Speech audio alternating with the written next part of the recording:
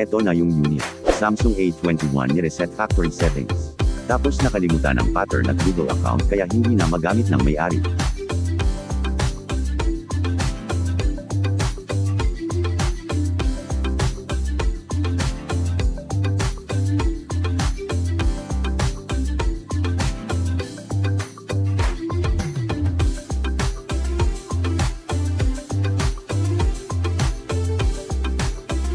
Eto na may pattern nga mga kasolid.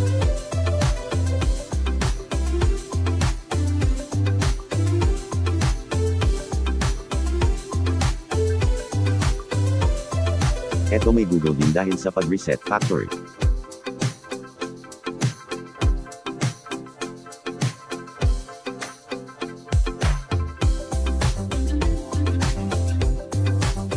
Tips lang para makaiwas kayo sa ganitong issue.